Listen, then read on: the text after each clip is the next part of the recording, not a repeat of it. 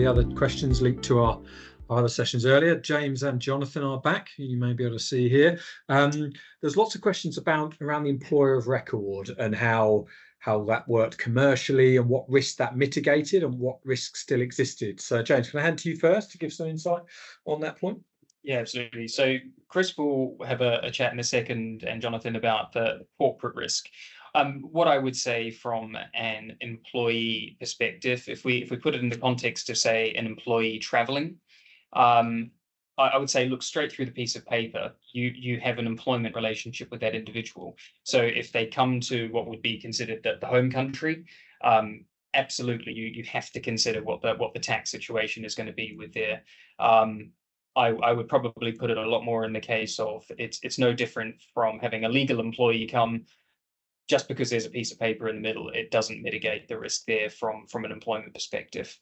Exactly. One of the other quick points I saw in the comments was someone said that employers of record can be costly, but there are limited options of what to do. There's some thresholds to look at here. So many countries allow foreign payroll registrations. So potential options to not use an employer of record could be, well, let's assess the employment relationship, get a local contract, set up local payroll. There's obviously different permutations of that, but it might be that actually year one there's a cost, but once you move into the compliance phase of year two and onwards, actually you've got a saving. And if you put in multiples of people in a location, so 1, 2, 3, that cost saving really does come through quite quick. Exactly. I think a lot of businesses go when they get dipping a toe in a country and employing the first number of people, employer record works brilliantly. Once you go over a certain threshold, it makes sense to set up something locally, and that's a great kind of position commercially. But on the risk side, in relation to the corporate, if you have a number of people, let's say working out of a WeWork office, and it says the name of your business at that office, that does not, you still have corporate risks. That does not mitigate the permanent establishment risk. And just saying because you don't have a company there, you've effectively created a branch of your overseas company there that will have filing requirements, will have transfer pricing risks, will have additional costs and such like. Equally, if you only have one person, but they're a very senior person, they're negotiating, they're signing contracts, they will also potentially create a permanent establishment, even if they are employed via employer of record. So as James says, you might want to jump to the setting a local entity up from a risk perspective to mitigate that, contain that risk, rather than accepting that wider consideration or belief that employer of record will always work.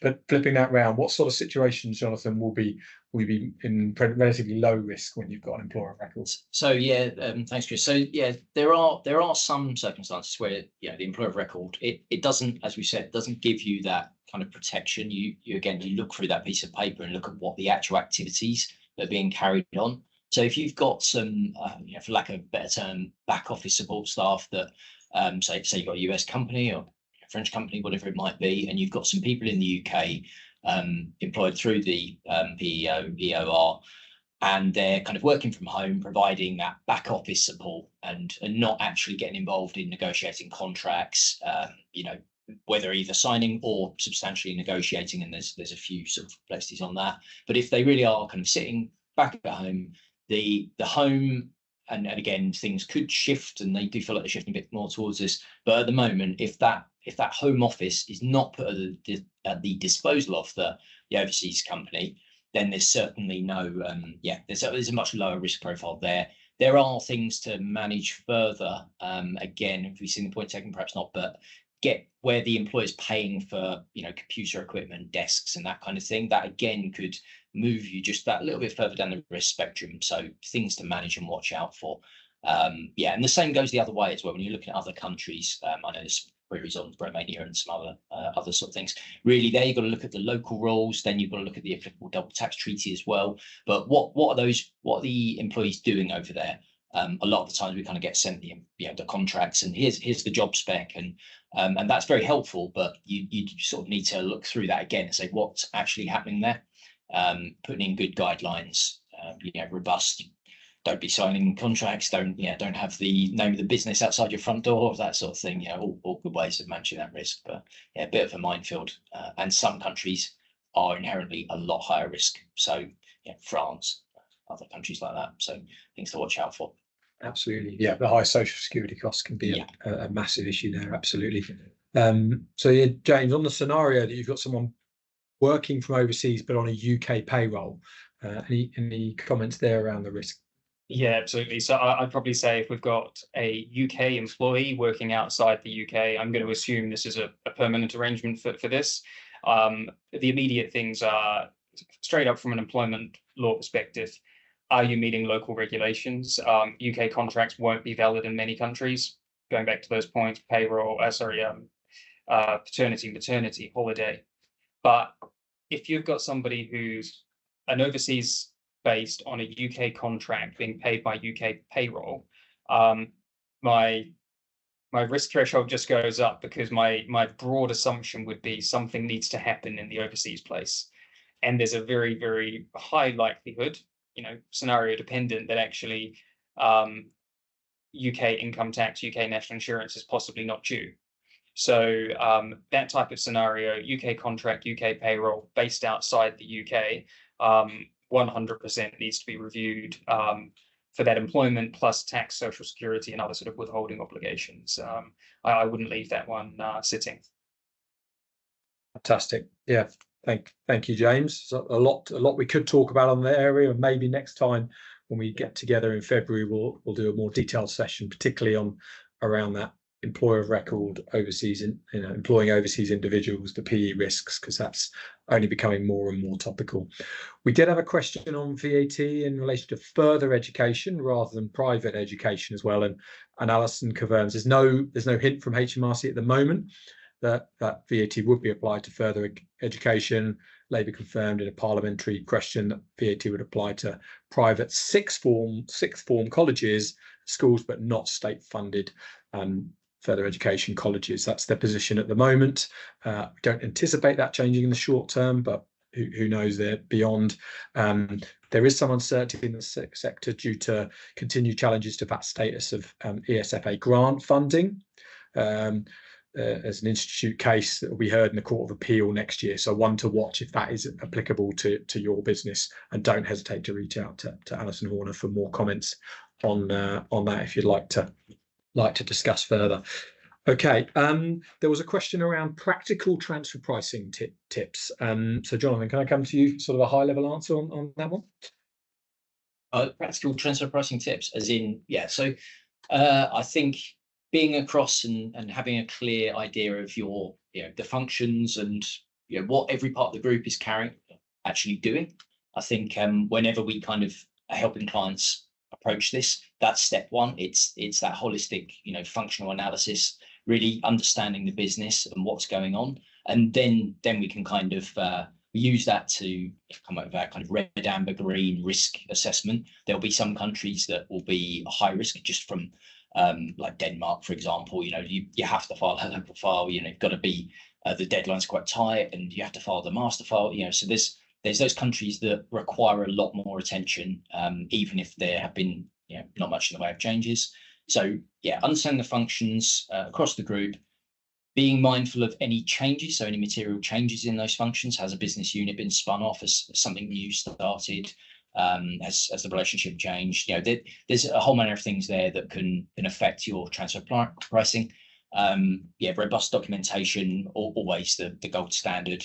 But yeah, really being across what your business is doing, any plan changes, where's the risk sitting? So do you have entities that aren't really carrying out much of a function? Do you have overseas limited risk entities that seem to be operating at a loss every year, and where you'd think actually should there be is that an appropriate margin? Why would that entity be carrying on at a loss, and are those losses just being carried forward indefinitely? So there's those kind of practical cash flow things to think about there. So just a couple of initial thoughts anyways.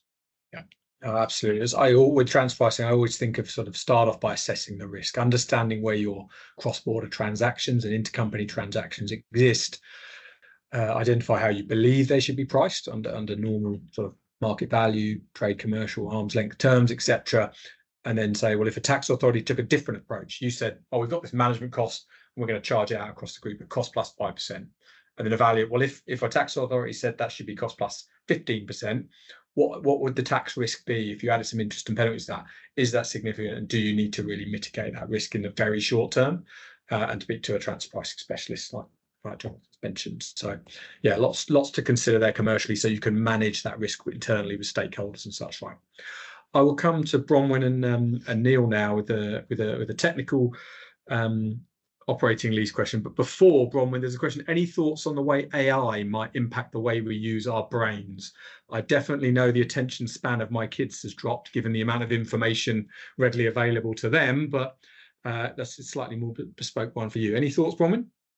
Yeah, absolutely. So from thinking optimistically and more hopeful, I would think that people would be more questioning. I certainly have seen that in commentary of recent news articles and headlines, asking whether or not, is this real? Is this an AI produced video? Is this a deep fake? So I think people are questioning now where something looks odd or unbelievable and wanting to see the background or evidence that to substantiate the validity of a headline or response. However, my pessimistic view is that we are going to be lazier in the way that we do things.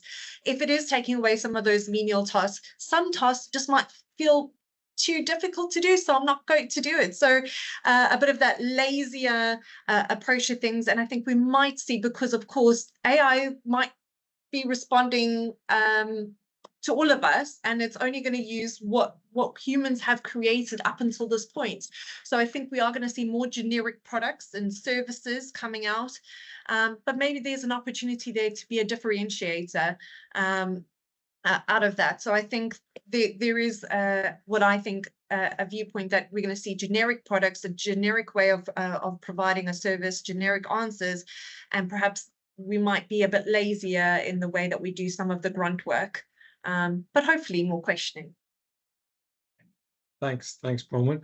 And Neil, yeah, a question on operating leases. From 2026, operating leases should be recognised in the balance sheet. Are there any exceptions? And also, do you combine both operating and finance leases into one when reported on the balance sheet? Any thoughts there? Yeah, so the current traditional definitions of operating lease and finance lease, which dictate whether a lease is off balance sheet or on balance sheet, respectively, for lessees, those things disappear. So a lease is a lease as defined. So there will be leases that go on balance sheet as a right of use asset and a lease liability. And then there will also be leases that are permitted or required not to be on balance sheet. So, for example, FRS 102 will say, well, if the lease relates to a low value asset, there'll be an exemption for that. And low value assets might include things like cars or major pieces of plant machinery, etc., buildings, all sorts of things like that. Or if the lease term is 12 months or less, there'll be an exemption that where those leases don't need to be reported on balance sheet either. Now, if there are lease payments that relate to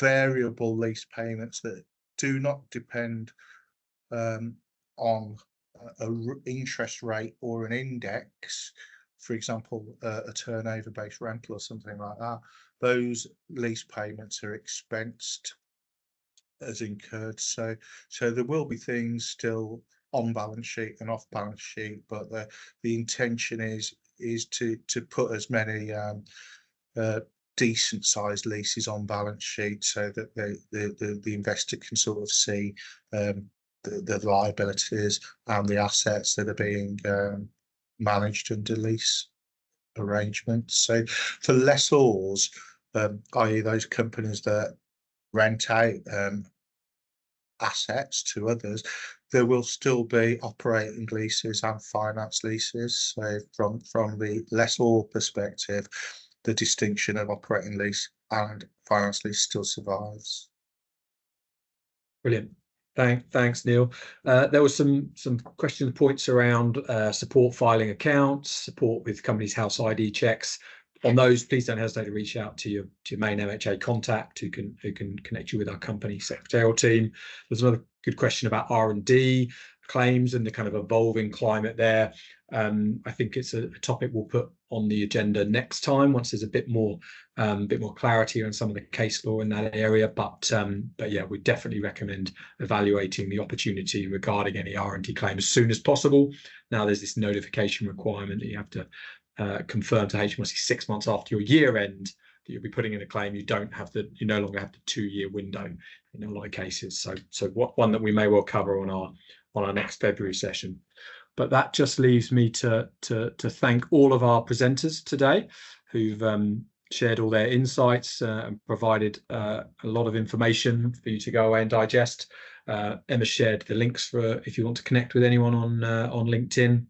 Please fill out the feedback so that we can get you your CPD certificates. And then on screen is the kind of save the date details for the next session, which we look forward to seeing you at. Thank you all for spending the time with us. Thanks again to our speakers. We'll see you in February.